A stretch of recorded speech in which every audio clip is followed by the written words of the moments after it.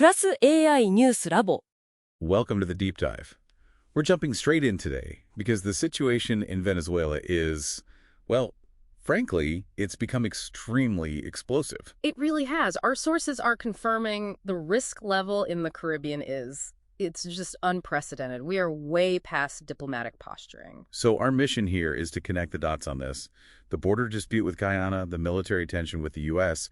How does this all threaten to trigger a global polycrisis? Well, while we're not talking full-scale war just yet, what we're seeing are specific lethal military actions that have already happened. The stakes are just getting exponentially higher. Okay, so let's unpack that. The sources get really specific about actions on the water. We're past the warning stage. So what's happening that moves this into a de facto state of war? It's the move from rhetoric to, actual force. Right. Since September, the U.S. has been running this targeted naval operation. It's called Operation Southern Steel. So some spear. Yeah. And under that, there have been 26 documented attacks on vessels tied to the regime. And casualties. Over 95 confirmed deaths. Yeah. So when you have that level of casualty, you can't deny it's a real military conflict. 95 deaths. Wow. And that's even before the biggest escalation, right? Precisely. The real pivot point was December 16th. That's when the order came down for a complete and thorough maritime blockade of all sanctioned Venezuelan oil tankers. And a full blockade under international law. That is an act of war, no question.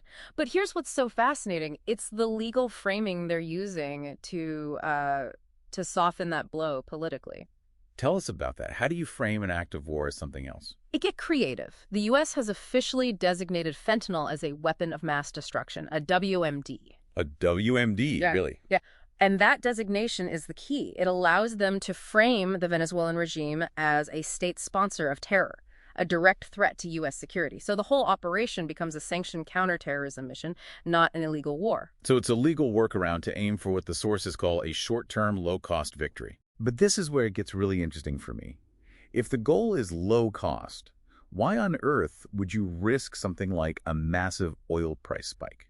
What's the actual political payout here, the America First logic? It's because they don't see it as a pointless foreign war. They see it as a calculated long-term investment. And there are three main objectives they're chasing at once. Okay. First off, immigration control. The administration's calculus is that removing the regime is actually the cheapest way, in the long run, to stop the flow of millions of Venezuelan migrants to the border. But that seems risky. Couldn't a conflict trigger a huge refugee wave before any collapse? It's a risk they're apparently willing to take for that long-term gain. Second is the drug war. By physically blockading the country, they argue they're cutting off the drug flow at the source, basically calling Maduro the cartel boss. Okay, so immigration, drugs, what's the third? Energy dominance. It's about restoring U.S. influence over the world's largest oil reserves and, maybe even more importantly, protecting huge U.S. corporate interests next door. We're talking ExxonMobil in Guyana. Right, so let's bring this home. What does a naval conflict in the Caribbean actually mean for you, the listener, sitting maybe thousands of miles away? Yeah. How does this become a polycrisis?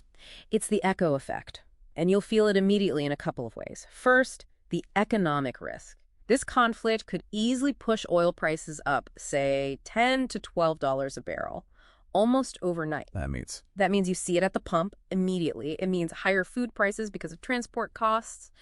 And you'll see it on your utility bills through those, fuel cost adjustments. And that's for any disruption to something like the Panama Canal. Exactly, which would just amplify everything.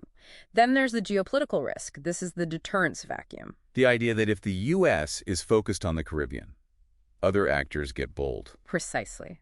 If U.S. forces are tied up, what's to stop China from, say, strengthening its hybrid blockade of the Taiwan Strait? That's a key sea lane for Japan, for everyone. Or what if North Korea sees this as the perfect cover to conduct its final ICBM tests? So our analysis now puts the risk of limited pinpoint U.S. strikes at over 85%. That number reflects just how serious this is. We have to watch the U.S. fleet, of course, but the real question is Maduro's response. If he refuses the ultimatum and challenges that blockade, things could escalate very, very quickly. So the final thought for you to consider is this. How much longer can the U.S. really sustain this policy of war without war before one accidental shot triggers something that no one can walk back from?